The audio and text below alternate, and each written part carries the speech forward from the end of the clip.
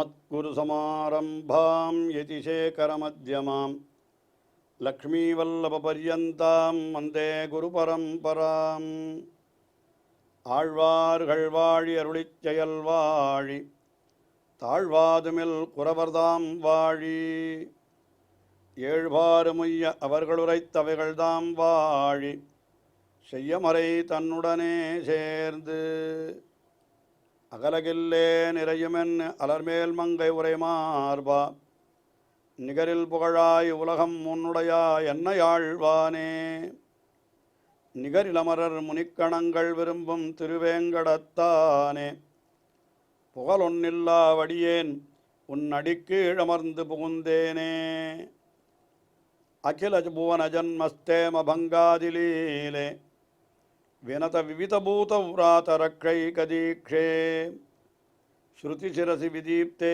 பிரம்மணி ஸ்ரீனிவாசே பவது மம பரஸ்மின் ஷேமுழி பக்திரூபா யோ நித்யமच्युतपदाम्बुजयुग्मरुग्मव्यामोहदस्तदितराणि तृणाय मेने अस्मद्गुरोर्भगवतोऽस्य दयैकसिन्धोः रामानुजस्य चरणौ शरणं प्रपद्ये श्रीमान् वेङ्कटनाथार्यः कवितार्किककेसरी वेदान्ताचार्यवर्यो मे सन्निधत्तां सदा हृदि ஸ்ரீ வைஷ்ணவ சம்பிரதாயத்திலே மிக முக்கியமான ஆச்சாரியராக எழுந்தருளியிருப்பவர் ஸ்ரீ ராமானுஜர். யதிராஜேன நிபத்த நாயக ஸ்ரீஹி என்று சொல்லும்படியாக நம்முடைய ஸ்ரீ வைஷ்ணவ சம்பிரதாயத்தின் நடுநாயகமாக எழுந்தருளியிருப்பவர், ஒரு நாயகர் போலே, அதாவது தலைவர் போலே எழுந்தருளியிருப்பவர் ஸ்ரீ ராமானுஜர் தான் என்று இது இந்த ஸ்தோத்திரத்திலேயே வேதாந்த தேசிகன் அருளி செய்கிறார். இன்னும் ஆச்சாரியர்கள் பல பேரும் இந்த அர்த்தத்தை காட்டியிருக்கிறார்கள். அப்படிப்பட்ட யதிராஜரை குறித்து வேதாந்த தேசிகன் அருளி செய்து இந்த ஸ்தோத்திரம்தான் யதிராஜ சப்ததி என்று வழங்கப் பெறுகிறது. ஒவ்வொரு ஸ்லோகத்திலேயும் அந்த யதிராஜருடைய பெருமை, அந்த யதிராஜரான ஸ்ரீ ராமானுஜரோடு சேர்ந்திருக்கிற அடியார்களுடைய பெருமை, இவற்றையெல்லாம் பலபடியாக இந்த ஸ்தோத்திரத்திலே விளக்கி கொண்டு வருகிறார். அதிலே இப்பொழுது 21வது ஸ்லோகம்.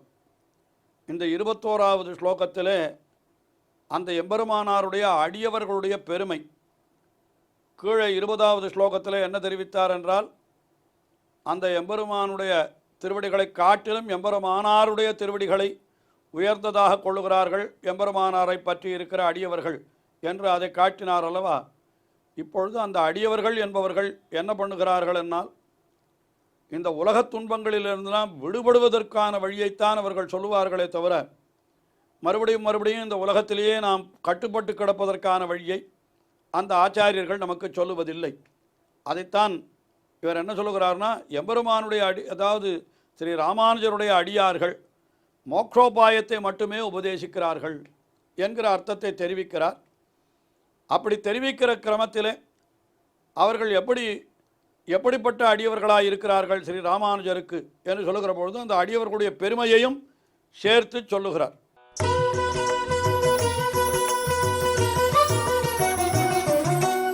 ஸ்வசிதாவதூத பரவாதி வைபவாஹ நிகமாந்த நீதி ஜலதே தலஸ்புருஷாஹ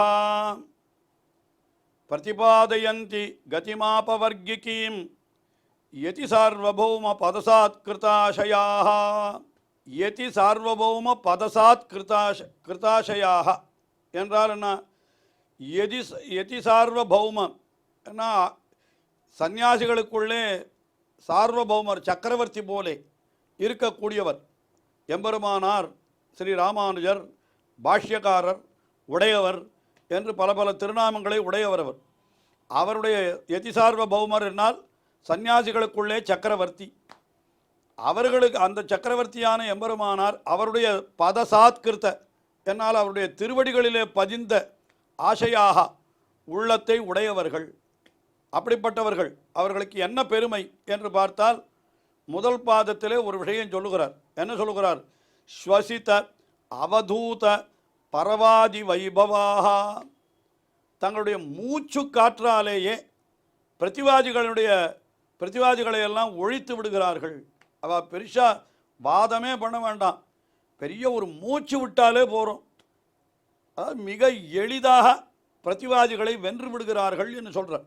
பிரதிவாதி என்னாலன்னா விசிஷ்டாத்வைத சித்தாந்தத்திற்கு எதிராக வாதம் செய்பவர்கள் யாராக இருந்தாலும் அப்படிப்பட்ட வாதம் செய்பவர்களை எல்லாம் தங்களுடைய வெறும் மூச்சு காற்றாலேயே அவர்களை ஓட்டி விடுகிறார்கள் என்று இப்படி சொல்லுகிறார். அப்படின்னா என்ன அர்த்தம்னா, மூச்சு காத்தால் ஓட்டுறதுன்னா என்ன, சுலபமாக ஜெயித்து விடுகிறார்கள்.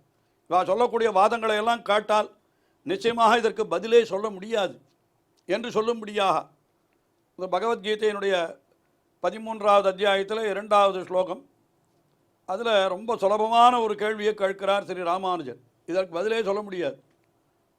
அது என்ன ஸ்லோகம் என்ன அப்படின்னா, க்ஷேத்ரஜ்ஞாபி மாம் வித்தி என்று அதுதான் ஸ்லோகம். அது அதாவது ஜீவாத்மாவும் நானே என்று அறிவாயாக என்று கண்ணன் சொன்னதாக அங்கே வார்த்தை இருக்கிறது. க்ஷேத்ரஜ்ஞ அபி மாம் வித்தி, க்ஷேத்ரஜன் என்னால் ஜீவாத்மா, ஜீவாத்மாவும் நான் தான் என்று சொல்லுகிறான் என்று சொன்னால், இதற்கு வேறு மதங்களிலே அர்த்தம் சொல்லுகிற பொழுது, அத்வைத்தம் முதலான மதங்களிலே அர்த்தம் சொல்லுகிற பொழுது, பரமாத்மா வேறு ஜீவாத்மா வேறு கிடையாது, பரமாத்மாவும் ஜீவாத்மாவும் ஒன்றுதான்.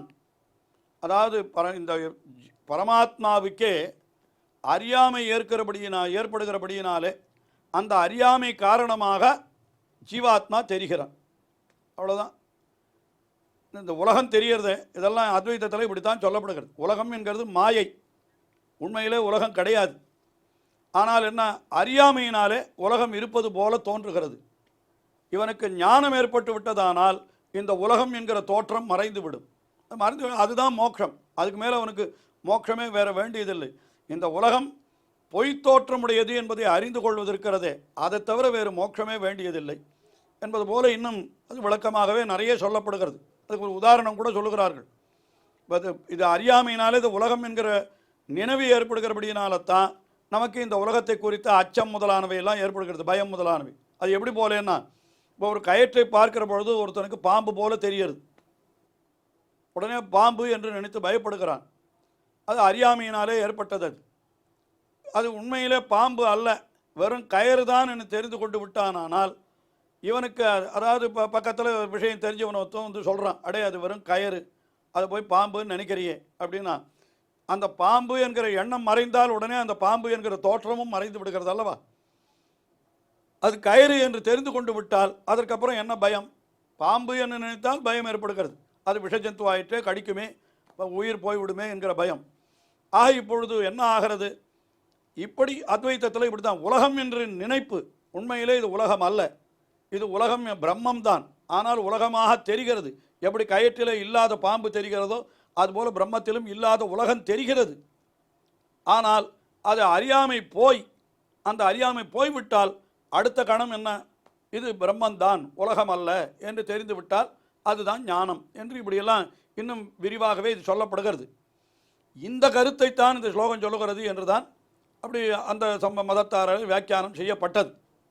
ஆனால் இதை விளக்குகின்ற ஸ்ரீ ராமானுஜர் மிக அழகாக இந்த ஸ்லோகத்தில் இதுக்கு என்ன அர்த்தம் சொல்லுகிறார்னா, க்ஷேத்ரஜ்ஞ அபி மாம் வித்தி என்றால் என்ன அர்த்தம், அந்த க்ஷேத்ரஜனான ஜீவாத்மாவுக்கும் அந்தராத்மாவாயிருப்பவன் நான் தான் என்பதை அறிந்து கொள்வாயாக என்று அப்படித்தான் சொல்லுகிறானே தவிர நானே ஜீவாத்மா என்று சொல்லவில்லை என்பதுதான் ஸ்ரீ ராமானுஜருடைய கருத்து. நானே ஜீவாத்மான்னு அதுக்கு பொருள் கொள்ளக்கூடாது, நான் ஜீவாத்மாவுக்கு ஆத்மாவாய் இருப்பவன் என்று தன்னை பற்றி சொல்லிக் கொள்ளுகிறான் என்று. இது எதற்காக இப்படி சொன்னால், இதுக்கு இந்த இடத்துல ரொம்ப எளிமையாக ஸ்ரீ ராமானுஜர் ஒரு கேள்வி கேட்கிறார். இப்போ பரமாத்மாவுக்கே அஜ்ஞானத்தினால உலகம் தெரிகிறது, அந்த ஞானம் ஏற்பட்டு விட்டால் அதற்கு பிறகு உலகம் தெரியாது, மறைந்து போய்விடும். அப்படி தானே, கயிறில் தெரிகிற பாம்பு ஞானம் ஏற்பட்டு விட்டால் அந்த பாம்பு மறைந்து விடுகிறது என்று நீங்கள் சொல்லுகிறீர்கள். சரி, ஒப்புக்கொள்கிறேன்.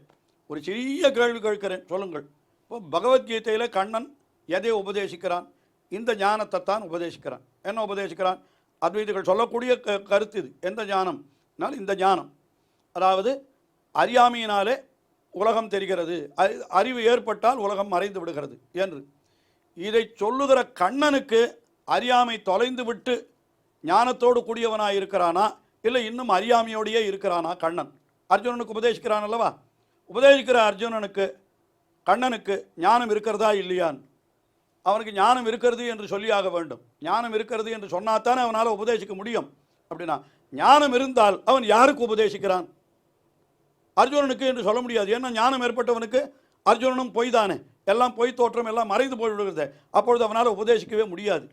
இல்லை இன்னும் அவனுக்கு அறியாமை தொலையவில்லை என்று சொல்லுகிறோம் என்று வைத்துக்கொண்டால், இவனுக்கே அறியாமை தொலைவில்லை என்றால் இவன் யாருக்கு உபதேசிப்பான்?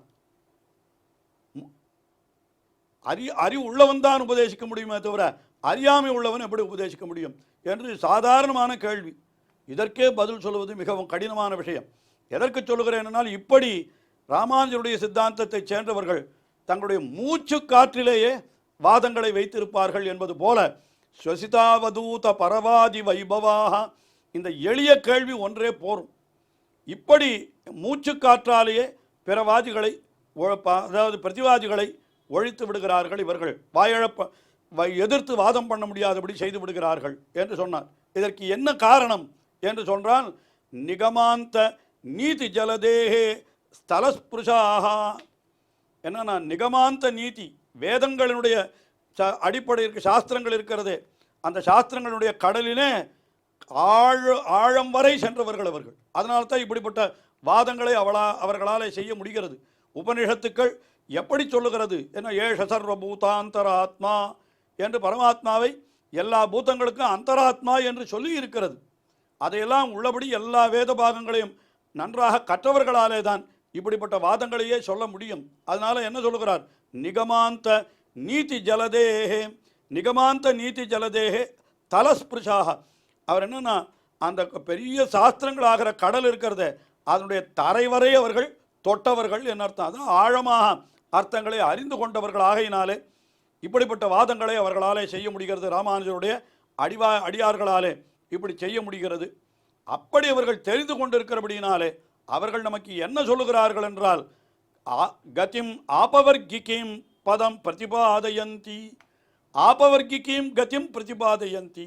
நமக்கு உண்மையான மோட்சம் எது என்னால், இந்த உலகத்தினுடைய வாழ்க்கை அதனுடைய துன்பங்கள் அனைத்திலிருந்து விடுபட்டு அந்த பரமாத்மாவை அடைந்து அந்த பரமாத்மாவுக்கு தொண்டு செய்தல் என்று இருக்கிறதே, அதுதான் உண்மையான மோட்சம். எல்லாம் பொய் என்று தெரிந்து கொண்டு விட்டால் மோட்சம் என்று சொன்னால் அதை நம்முடைய சித்தாந்தத்திலே, விசிஷ்டாத்வைத சித்தாந்தத்திலே ஒத்துக்கொள்ள மாட்டார்கள். அப்போ என்ன பண்ணணும்? உண்மையான மோட்சம் எது என்னால் ஆபவர்கிகீம் கதிம், என்னால் அபவர்க்கம், இந்த உலகத்திலிருந்து வேறுபட்டு இன்னொரு மேலுலகத்திற்கு போய் ஸ்ரீவைகுண்டம் பரமபதம் என்கிற இடத்திற்கு போய் அங்கே போய் எம்பெருமானுக்கு தொண்டு செய்தல் என்று இருக்கிறதே, அதற்கு உண்டான வழி என்னவோ அந்த கதியை பிரதிபாதயந்தி உபதேசிக்கிறார்கள்.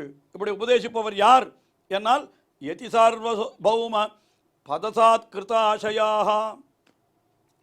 யதி சார்வபௌம பத என்னால் யதி சார்வபௌமர், யதிகளுக்கெல்லாம் சக்கரவர்த்தியான ஸ்ரீ ராமானுஜர் அவருடைய திருவடிகள், அதை பற்றி அவரிடத்திலே அருளை பெற்று அவருடைய அருளை பெற்று அவருடைய அருளாலே ஞானத்தை பெற்று அந்த ஞானத்தாலே இப்படி உபதேசிக்கிறார்களே, இவர்கள் உண்மையான மோட்சத்தை இவர்கள் உபதேசிக்கிறார்கள்.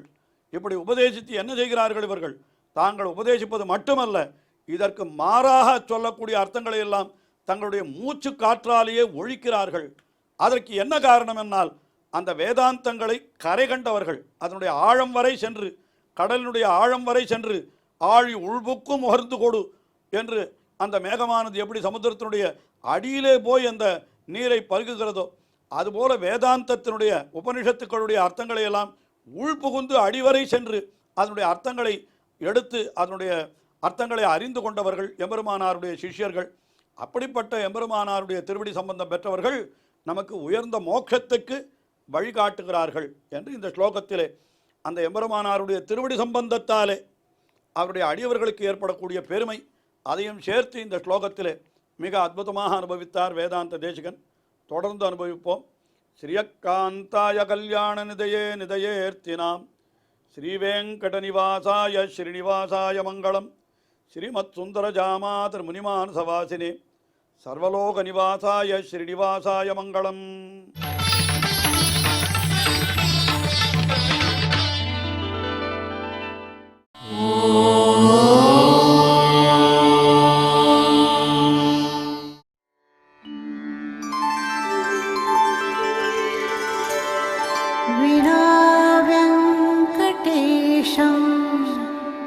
ननाथो ननाथः सदा वेङ्कटेशं स्मरामि स्मरामि। हरे वेङ्कटेश प्रसीद प्रसीद। प्रियं वेङ्कटेश प्रयच्छ प्रयच्छ।